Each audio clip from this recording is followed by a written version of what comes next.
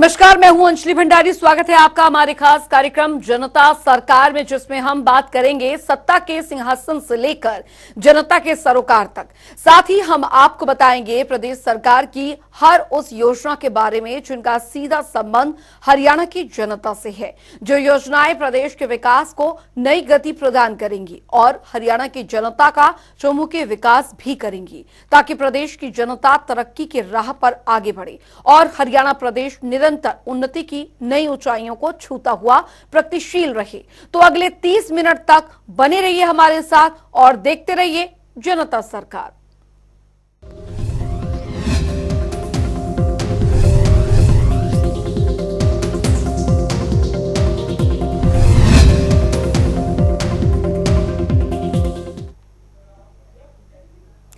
तो मुख्यमंत्री मनोहर लाल अपने जनसंवाद कार्यक्रमों के जरिए लोगों के बीच जाते हैं, उनकी बातें सुनते हैं और उनकी हर समस्या का समाधान करते हैं। आज जनसंवाद का ये कार्यक्रम करनाल के वार्ड नंबर 10 पहुंचा, जहां मुख्यमंत्री के व्यक्तित्व का अलग पहलू देखने को मिला। देखिए रिपोर्ट।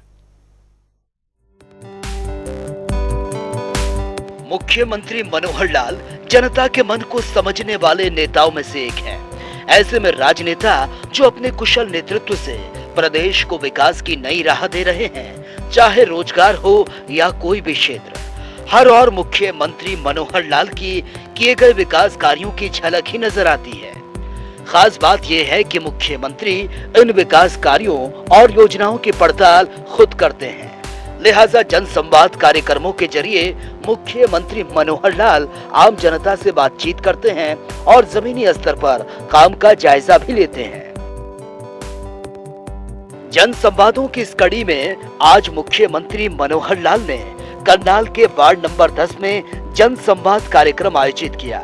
इस दौरान मुख्यमंत्री मनोहर लाल ने बड़ी घोषणाएं करते हुए रेडियोग्राफर को 2 पदों पर भर्ती हुए युवाओं को जल्द ही नियुक्ति देने का ऐलान कर दिया। यहां तक कि हफ्ते भर में डॉक्यूमेंट स्क्रूटनी की प्रक्रिया पूरी कराए जाने का आश्वासन भी दिया है, जिसके बाद बाकी की प्रक्रिया भी अमल में लाई जाएगी। और इस दौरान एक ऐसी तस्वीर भी देखने को मिली जहां मुख्यमंत्री अपनी बात बताते बताते भावुक हो गए। ये बहुत बड़ा एक सिस्टम खड़ा करने के लिए दिन रात लगाए हुए हैं। मेरे ख्याल तो मैं 17 घंटे 18 घंटे काम कर रहा हूं।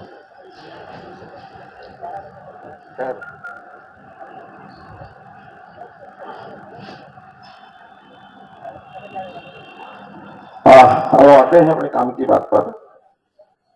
जैसे अपने को पता है कि जनसंवाद के कार्यक्रम हम लोग पूरे प्रदेश में शुरू किए हैं पिछले 5-6 महीने से, और उसमें से लोगों का पता लग रहा है कि कौन सी चीज हम कर रहे हैं उन तक पहुंच रही है। कई बार हम अपने यहाँ चंडीगढ़ में बैठ के अच्छी योजनाएं बना लेते हैं, लेकिन पता नहीं लगता कि नीचे पहुंची कितनी है। एक बहुत बड़ा सिस्टम है ऊपर से लेकर नीचे तक। कौन सी कहाँ रुक गई, कौन से नियम के कारण से रुक गई, कौन सी कानूनी अड़चन आ गई, कहाँ व्यवधान डालने वाले का कोई व्यवधान डालने में रुचि होती है। मुख्यमंत्री मनोहर लाल ने अपनी सरकार के लक्ष्य अंत्योदय का जिक्र किया। उन्होंने कहा कि यह सरकार अंत्योदय के लक्ष्य के साथ काम कर रही है। पिछले 9 साल में कई योजनाओं के तहत लगभग 1 करोड़ लोगों को लाभ पहुंचाया गया और अब सरकार का उद्देश्य है कि हर गरीब परिवार का जीवन स्तर ऊंचा हो सके, परिवार की आर्थिक रूप से स्थिति मजबूत हो सके। इस संदर्भ में मुख्यमंत्री ने खुद को जनता के बीच एक छोटा सा कार्यकर्ता बताते हुए कहा और साथ ही अपने जमीन से जुड़े होने का परिचय दिया। मुख्यमंत्री ने प्रदेश के लगभग 2 करोड़ 80 लाख लोगों को अपना परिवार बताया है और कहा कि वो जनता के बीच, जनता के ही सामने आ रही समस्याओं का समाधान करने के लिए आए हैं। यहाँ कर्म करने से मतलब है, ऐसे ही नहीं गीता की धरती पर जन्म लिया हम सब लोगों ने। कर्मण्येवाधिकारस्ते मा फलेषु कदाचन। समाज के अंदर जो कुछ गड़बड़े हैं उनको सेट करना, सिस्टम को बनाना 9 साल से हम लगे हैं। इस 9 साल में व्यवस्थाएं ठीक की हैं, पहचान की है कौन जरूरतमंद आदमी है, इसको सरकार की मदद की जरूरत है, ये पहचान की है। और आपने तो 2 दिन पहले पूरा दृश्य देखा है ना करनाल में, अंत्योदय महासम्मेलन जो किया उसमें लोगों को लाभ पहुंचाए, 1 करोड़ लोगों को, गरीब लोगों को लाभ पहुंचाए हम किसी भी रूप में, वो राशन से लेकर के और लाखों रुपए का इलाज एक एक व्यक्ति का, वो भी हुआ है। जन संवाद के दौरान बहुत से लोगों ने प्लॉट से संबंधित समस्याएं सामने रखी हैं। इस दौरान एक प्राइवेट बिल्डर का मामला आने पर मुख्यमंत्री मनोहर लाल ने कहा यह मामला उनके संज्ञान में है और वो इस मामले को स्वयं देखेंगे और लोगों को आ रही समस्याओं का समाधान भी करेंगे। जनसंवाद के दौरान मुख्यमंत्री मनोहर लाल ने वार्ड नंबर 10 के 60 साल की उम्र पार कर चुके 3 लोगों को परिवार पहचान पत्र के जरिए ऑटोमेटिकली पेंशन शुरू होने संबंधित कागजात भी सौंपे हैं। मुख्यमंत्री मनोहर लाल ने कहा कि अब किसी भी बुढ़ापा पेंशन के लिए किसी भी तरह की सिफारिश की जरूरत नहीं है। परिवार पहचान पत्र के हिसाब से 60 साल की उम्र पूरी होने पर बिना किसी सिफारिश के पेंशन अपने आप ही शुरू हो जाती है। और 2750 और 2 महीने बाद 3000, ठीक है इंद्रपाल जी, आप 60 के हो गए, लगते कहाँ हैं? क्या योगा करते? हाँ, लेकिन योगा करने वाले को तो पेंशन जो 75 में लेनी चाहिए।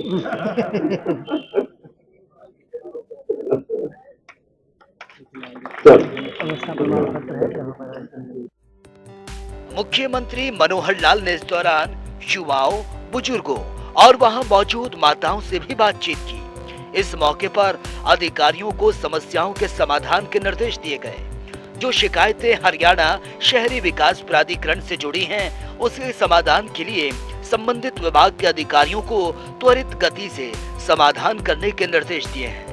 मुख्यमंत्री ने प्लॉट संबंधित मामलों में एसपी को मामले में एफआईआर दर्ज कर जांच की रिपोर्ट कोर्ट में पेश करने के निर्देश दिए हैं। तो मैं वहाँ सर्वे करने गई तो देखा तो किसने दीवार डाल रखी है, दीवार बना ली। अच्छा, तो कब्जा कर दिया है, अपने नाम की रजिस्ट्री बनवाई हुई है। और आपने इससे पहले ये किसी को बताई है समस्या? नहीं, अभी नहीं बताई। आज दे दिए लिख के? हाँ जी, अच्छा, चार्ज 88 में मेरी रजिस्ट्री हुई है। तो किसी को बताई नहीं तो पूछूंगा तो क्या मैं? अब तो ये है कि आपने लिख के दिया है और मैं उसकी आज ही एक नगर निगम का नगर निगम कमिश्नर आज ये आपसे ले लेना। मेरा नाम शीला कुमारी है। शीला कुमारी जी का अभी जो कागज आएगा उसकी फोटो ले लेना और कागज हमें देना, फिर बाद में उसका एक्शन टेकन रिपोर्ट हमको बताना क्या है। और अगर पुलिस का भी हमें उपयोग करना पड़े तो पुलिस का उपयोग करना। आखिर विधवा महिला, लेकिन ये 4 जगह पे पहले बिक चुका है, मतलब किसी ने बेच दिया है। 88 मेरी अगर कोई कागजों में गड़बड़ है तो फिर उसको बताएं, फिर उसको डीसी साहब आप देखना उसको है? और उसमें किसकी गलती है, किसने बेचा है, गलत बेचा। कई बार एक प्लॉट होता है 3 बार जगह बेच जाते हैं तो बेचने वाले को पकड़ना पड़ता है। हाँ, कराएंगे अब है नहीं होगा। की समस्याओं के बारे में हर स्तर पर शिकायत करते जा रहे हैं। पार्श्वनाथ एक प्राइवेट कॉलोनी है जी सर, और कॉलोनाइजर का शायद झगड़ा है डिपार्टमेंट से, वही है ना? जी सर। हाँ, वो आया है मेरे पास झगड़ा और मैंने स्पेशल एक कमेटी बनाने के लिए विचार किया है। आज ही मैं बैठ के विचार करके, और उसमें पार्श्वनाथ के लोगों को पहले तो हम बुलाएंगे। उन्होंने जो पैसे जमा नहीं कराए हैं वो पैसे जमा कराते ही काम, क्योंकि आखिर पैसा तो वही है जो उन्होंने जमा कराना था, आपने उनसे खरीदा। पहले सिस्टम ऐसा होता था कि कोई खरीद बेच में सरकार का रोल नहीं होता था। अब हमने रेरा की एक अथॉरिटी बना दी है। जन संवाद कार्यक्रम अपने आप में सबसे खास है। यहाँ जनता के मुख्यमंत्री जनता के बीच जाकर जनता की समस्याओं को न सिर्फ सुनते हैं बल्कि समाधान भी करते हैं। और इन्हीं में से एक दिलचस्प वाकया भी सामने आया, जहां पत्नी के तबादले के लिए पहुंचे एक दिव्यांग ने अपनी बात मुख्यमंत्री के सामने रखी। मुख्यमंत्री ने भी संबंधित विभाग के अधिकारियों से जब पूछा तो अधिकारियों ने कहा कि तबादला मुमकिन नहीं है, लेकिन इस पर मुख्यमंत्री ने कहा कि हालात की गंभीरता को देखते हुए एबीआरसी के पद पर तैनात दिव्यांग की पत्नी का तबादला किया जाएगा। इस तरह के फैसले बताते हुए मुख्यमंत्री मनोहर लाल जनता की भलाई के लिए हर मुमकिन कदम उठाते हैं। इस मौके पर करनाल की mayor Renu Bala Gupta, DC Anish Yadav, ADC Vaishali Sharma, SDM Anubhav Mehta, city magistrate Aman Kumar के अलावा कई विभागों के वरिष्ठ अधिकारी भी मौजूद रहे। ब्यूरो रिपोर्ट, जनता टीवी।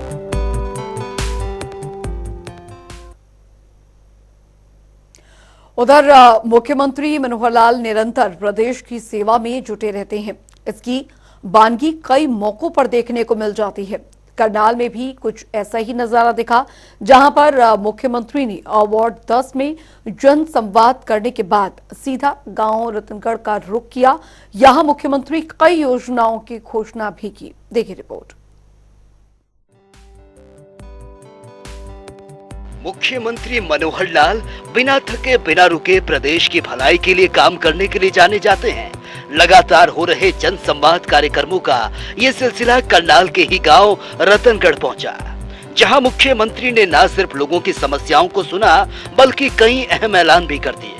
मुख्यमंत्री मनोहर लाल ने कहा वो करनाल विधानसभा क्षेत्र के 20 वार्ड और 6 पंचायतों की 26 में से 23 जगहों पर जन संवाद कार्यक्रमों के जरिए लोगों की समस्याओं को सुन चुके हैं और इस दौरान जितनी भी शिकायतें दर्ज करवाई गई उनमें से अधिकतर का समाधान भी किया गया।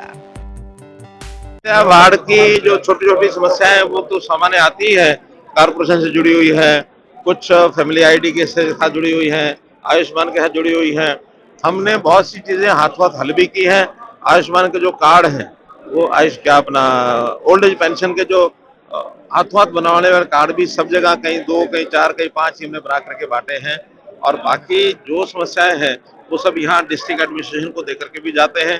डिस्ट्रिक्ट लेवल की यही हल होती है। जो हमारी स्टेट लेवल की उनको हम साथ लेकर के जाते हैं, डिपार्टमेंट के हिसाब से जैसी समस्या उसका हल करते हैं। अभी तक लगभग 32,000 ऐसी कंप्लेंट्स जो मेरे जनसंवाद के कार्यक्रम हो रहे हैं उनमें आ चुकी हैं और जिसके अंदर लगभग 6,500-7,000 के आसपास जिसको डिस्पोज ऑफ भी किया जा चुका है। कोई जल्दी डिस्पोज करने की होती है तो तुरंत हो जाती है, कुछ में अगर निर्माण का विकास का काम है तो उसके अंदर प्रोसेस है, उसमें 5-6 महीने भी लगते हैं। मुख्यमंत्री मनोहर लाल ने गांव रतनगढ़ में जनसंवाद कार्यक्रम में विद्यार्थियों को बड़ी सौगात दी। उन्होंने गांव से दूर स्कूलों तक जाने के लिए विद्यार्थियों को परिवहन व्यवस्था की सौगात दी, जिसकी शुरुआत सोमवार से रतनगढ़ से शुरू कर दी जाएगी। इस गांव में सोमवार को सुबह 7 बजे रोडवेज विभाग की बस विद्यार्थियों का इंतजार करेगी। ये बस विद्यार्थियों को स्कूल ले जाने के लिए और फिर घर छोड़ने का काम करेगी। ये योजना करनाल के बाद पूरे प्रदेश भर में लागू कर दी जाएगी। जहां पर 30 से 40 बच्चे होंगे वहां पर मिनी बस उपलब्ध करवाई जाएगी और जिस गांव में 5 से 10 बच्चे होंगे वहां पर ऑटो रिक्शा जैसी सुविधाएं मिलेंगी। खास बात यह है कि ये सुविधा विद्यार्थियों को निःशुल्क उपलब्ध करवाई जाएगी। इसका खर्च जिला शिक्षा विभाग की ओर से वहन किया जाएगा और ये सुविधा छात्र परिवहन सुरक्षा योजना के अंतर्गत उपलब्ध करवाई जाएगी। गांव में रतनगढ़ गांव के अंदर क्योंकि छोटे बच्चे थे, उन्होंने कहा कि 5वीं तक का स्कूल उनके गांव में है, 6ठी से उनको बच्चों को आना पड़ता है प्रेमनगर और वो लगभग 50 बच्चे हैं। हमारी एक योजना बनी है कि छात्र छात्राओं को फ्री जो परिवहन व्यवस्था दी जाए। अब वो बच्चे कहीं अपने ऑटो से आते होंगे, कहीं कोई लोकल बस पकड़ के आता होगा। 50 बच्चे होने के बाद मैंने निर्देश दिया है कि स्कूल की एक ट्रिप सवेरे प्रेमनगर तक और एक दोपहर को जब छुट्टी होगी, जो भी समय होगा उस समय वापस गाँव तक। इसके अलावा मुख्यमंत्री मनोहर लाल ने कई और बड़ी घोषणाएं भी की हैं।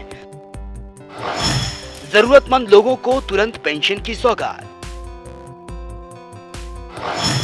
युवाओं को खेल प्रांगण जैसी सुविधाएं, रतनगढ़ और दौलतपुर गांव को बड़ी सौगात, डेरे के 10 घरों में जाने वाले रास्ते बनाने के लिए जमीन मालिक से बातचीत, गांव में बिजली के नए कनेक्शन, गांव निवासी ओम प्रकाश को रेड क्रॉस के माध्यम से रिक्शे की सौगात, गांव की बेटी प्रियंका की मांग पर ड्रेन को बारिश से पहले पक्का करवाने का आदेश, गांव फूसगढ़ निवासी सुरजीत की शिकायत पर सेक्टर 32 के पुलिस इंचार्ज को चेतावनी, बेटियों की मांग पर सड़कों पर लाइटिंग की व्यवस्था, पंचायती राज फंड से मेन रोड से लेकर गांव तक लाइटिंग की व्यवस्था शामिल है। इस दौरान मुख्यमंत्री मनोहर लाल ने कहा, प्रदेश सरकार द्वारा समाज के अंतिम व्यक्ति की छोटी छोटी दिक्कतों और परेशानियों को दूर करने के लिए जनसंवाद कार्यक्रम के तहत गांव और वार्ड में पहुंचा जा रहा है। प्रदेश सरकार ने परिवहन पहचान पत्र के माध्यम से तमाम योजनाओं का लाभ देना ये काम भी किया है। किसानों को अब ऑनलाइन प्रणाली से फर्द मिलना, बुजुर्गों की ऑटोमोड से पेंशन बनना, सीधा बैंक खाते में पेंशन जमा होना, 45 साल से ऊपर अविवाहित व्यक्ति की पेंशन, 40 साल से ऊपर विधुर व्यक्ति की पेंशन, जनवरी से पेंशन में 250 रुपए वृद्धि, योग्य प्रार्थियों को 3000 रुपए प्रति माह पेंशन, आयुष्मान और चिरायु योजना का लाभ, 70 में से 45 लाख परिवारों को लाभ, 5 लाख रुपए तक के मुफ्त इलाज की सुविधा, प्रदेश के 65% परिवारों को आयुष्मान और चिरायु योजना का लाभ मिलना भी शामिल है। इस मौके पर मेयर रेणु बाला गुप्ता, जिलाध्यक्ष योगेंद्र राणा, उपायुक्त अनीश यादव, पुलिस अधीक्षक शशांक कुमार सावंत, सरपंच मंजीत रानी समेत तमाम अधिकारीगण भी मौजूद रहे। ब्यूरो रिपोर्ट, जनता टीवी। तो मुख्यमंत्री मनोहर लाल अपने जनसंवाद में जनता की हर समस्या को प्राथमिकता देते हैं। ऐसे में कई लापरवाह अफसरों की भी पड़ताल यहां पर जो है वो होती है। बता दें आपको, जिन पर कि मुख्यमंत्री मनोहर लाल तुरंत एक्शन लेते हुए प्रदेश में पारदर्शी और भरोसेमंद सरकार का संदेश देते हैं। देखिए रिपोर्ट। श्री मनोहर लाल के जनसंवाद कार्यक्रम का कारवां सेक्टर 20 भी पहुंचा, जहां उन्होंने न केवल युवाओं बल्कि बुजुर्गों और महिलाओं से भी बातचीत की। इस दौरान उन्होंने कहा कि अभी तक प्रदेश भर में वो जनसंवाद के लगभग 95 कार्यक्रम कर चुके हैं और अप्रैल से शुरू हुए जनसंवाद के कार्यक्रम अब प्रदेश के प्रत्येक गांव और स्थानीय निकाय इकाइयों के प्रत्येक वार्ड में आयोजित किए जाएंगे। इसके लिए सभी मंत्रियों, सांसदों, विधायकों को जिम्मेदारी सौंपी गई है। मुख्यमंत्री ने कहा कि सरकार का उद्देश्य हर गरीब व्यक्ति की समस्याओं को समझना और उसका समाधान करना है। करनाल नगर निगम क्षेत्र में आयुष्मान और चिरायु योजना के तहत अब तक 3750 से ज्यादा लोगों के इलाज पर 14 करोड़ से अधिक राशि प्रदेश सरकार खर्च कर चुकी है। इतना ही नहीं, प्रदेश भर में आयुष्मान चिरायु योजना के तहत लोगों के इलाज के लिए प्रदेश सरकार 1000 करोड़ रुपए की राशि का भुगतान कर चुकी है। मुख्यमंत्री मनोहर लाल अपने जनसंवाद कार्यक्रम में ज्यादा से ज्यादा लोगों से जुड़ने का प्रयास करते हैं। इस बीच कई लापरवाह अफसरों के बारे में भी पता चलता है, जिस पर मुख्यमंत्री मनोहर लाल तुरंत एक्शन लेते हैं। ऐसा ही एक नजारा करनाल नगर निगम के वार्ड नंबर 20 में आयोजित जनसंवाद के दौरान देखने को मिला, जहां मुख्यमंत्री मनोहर लाल एक्शन मोड में नजर आए। लोगों की ओर से की गई शिकायत पर संज्ञान लेते हुए सदर थाना एसएचओ अजायब सिंह को तत्काल सस्पेंड करने के आदेश देते हुए एसपी को आगामी कार्रवाई करने के आदेश दिए। इसके साथ ही एक अन्य मामले में संतोषजनक जवाब नहीं दे पाने पर नगर निगम की एक्सीएन प्रियंका सैनी को भी मौके पर ही सस्पेंड करने के आदेश दिए। हमारे साथ कुछ फ्रॉड किया गया है, तो एसएचओ ये अजायब सिंह, हमने वो दरखास्त दी थी एसपी को और एसपी ने मार्क की थी वहां पे। अजायब सिंह सर हमारे को धमकाता उल्टा। कौन है अजय सिंह? अजायब सिंह एसएचओ है सर। सर सदर थाने में है सर, और इंस्पेक्टर पहले सिंह में था। क्या है उसकी, मतलब ये क्यों धमकाता हमको? सर ये मैटर मैं देख लूंगा सर, ये संज्ञान में ऐसे नहीं है सर, याद ध्यान नहीं है, मतलब मेरे पास आए होंगे सर। ये मैटर एसपी साहब के संज्ञान में भी है। अच्छा, इसको कोई और भी जानता है क्या? इंस्पेक्टर को जानते हो? हैं? क्या विषय? सर मेरे डेरे से चोरी हुई थी हाँ। और चोर हमने पकड़ भी लिया। उसके पास एसपी साहब से भी एप्लीकेशन दे गए, उन्होंने मारक की। और एसएचओ साहब को पर्सनली मिल के आए, कई बार फोन कर लिया, उसने कोई कार्रवाई नहीं करी आज तक। सर कितने दिन हो गए?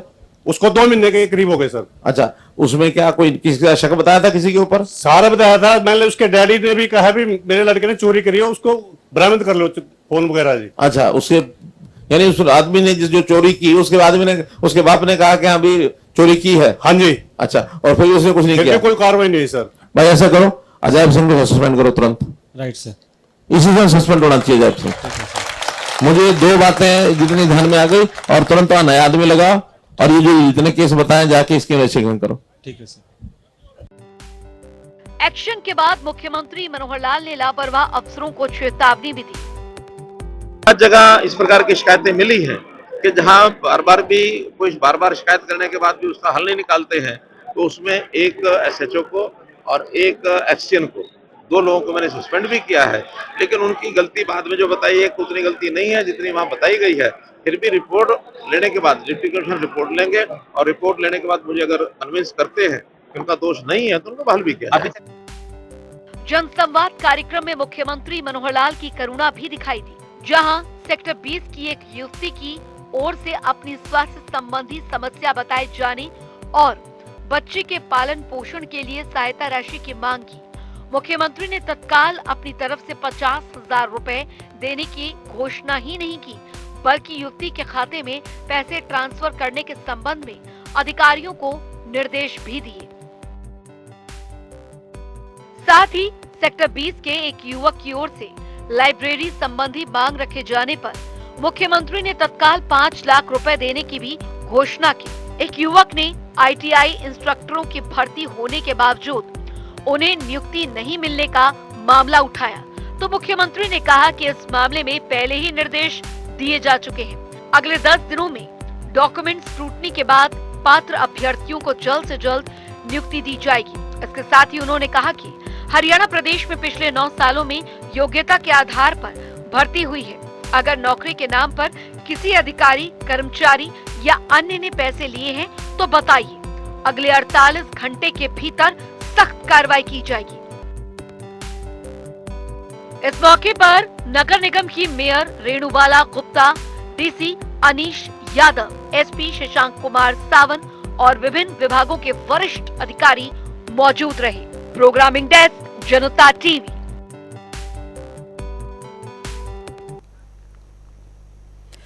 तो आज देश भर की महिलाएं अहोई अष्टमी का त्योहार मना रही हैं, और इस बीच मुख्यमंत्री मनोहर लाल ने भी सोशल मीडिया साइट एक्स पर पोस्ट करते हुए शुभकामनाएं दी हैं। मुख्यमंत्री मनोहर लाल ने लिखा, संतान की दीर्घायु, सुख, समृद्धि और अच्छे स्वास्थ्य की मंगल कामना हेतु मनाए जाने वाले पवित्र पर्व अहोई अष्टमी की समस्त माताओं बहनों को हार्दिक शुभकामनाएं। हर घर आंगन में बच्चों की मीठी किलकारियां गूंजे, आप सभी की मनोकामनाएं पूर्ण हो। अहोई माता से ऐसी प्रार्थना करता हूं।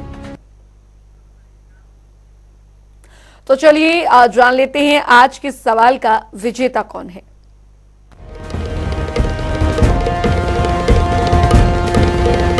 तो बात अब आज के विजेता की। जैसा कि आप जानते हैं, हर रोज एक नया सवाल पूछते हैं, सही जवाब देने वाले के नाम और तस्वीर अपने टेलीविजन स्क्रीन पर दिखाते हैं, साथ ही उसको उपहार भी देते हैं। तो चलिए जान लेते हैं कल का हमारा सवाल क्या था और कौन है इसका विजेता। कल का हमारा सवाल था, हरियाणा में सोलर इन्वर्टर चार्जर योजना का लाभार्थी कौन है। इसका सही जवाब है ए, किसान। ढेरों जवाब आए, लेकिन आज के हमारे विजेता हैं गुरुग्राम से शशांक यादव।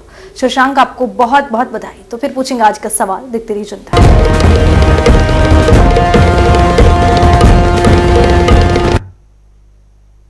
तो अब वक्त हो गया है आज की मुलाकात का। आज की मुलाकात में हम हर दिन नई शख्सियत से आपको रूबरू कराते हैं और उनके कार्यप्रणाली पर बारीकी से नजर डालते हैं और जानते हैं कि वो तमाम योजनाएं जो बनी हरियाणा की जनता के लिए। तो ऐसी ही शख्सियत से जनता टीवी से खास बातचीत की है। इनका नाम है शैलेंद्र कुमार, जो कि रादौर के खंड कृषि अधिकारी के पद पर काबिज हैं। सुनिए।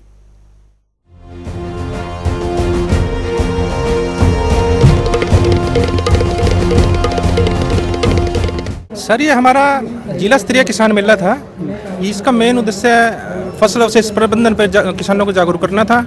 और साथ में जैसे अभी आपको पता है कि रबी फसलों की बिजाई शुरू हो चुकी है, तो हमारे यहाँ अलग अलग बीज कंपनी से पेस्टिसाइड, हर्बिसाइड और मधुमक्खी पालन और बागवानी नर्सरी, तो इसमें काफ़ी ज़्यादा प्राइवेट कंपनियों ने और सरकारी डिपार्टमेंट्स ने भाग लिया।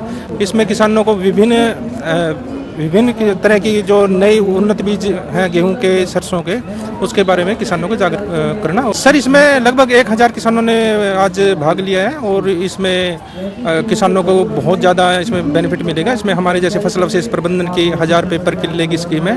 यदि फार्मर इन सीटू या एक्स सीटू फसल अवशेष प्रबंधन करेंगे, उसमें सरकार के द्वारा 1000 रुपये पर किले का अनुदान मिलेगा। इससे किसान स्कीम का ज़्यादा से ज़्यादा लाभ लेंगे और फसल अवशेष प्रबंधन अपना करेंगे।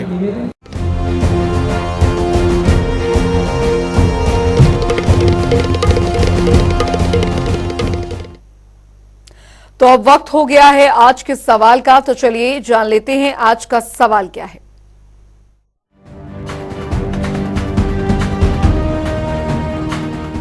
हर रोज की तरह हाजिर हूँ आज का सवाल लेकर। जैसा कि आप जानते हैं, हर रोज एक नया सवाल पूछते हैं, सही जवाब देने वाले के नाम और तस्वीर अपने टेलीविजन स्क्रीन पर दिखाते हैं, साथ ही उसको उपहार भी देते हैं। तो चलिए अब नजर डालते हैं आज के सवाल। हरियाणा में ग्राम रक्षक योजना का मुख्य उद्देश्य क्या है? ए, ग्रामीण क्षेत्रों में आंतरिक सुरक्षा, बी, अपराध नियंत्रण को संबल देना, सी, दोनों ही, डी, इनमें से कोई नहीं। तो दीजिए सही जवाब और बनिए विजेता।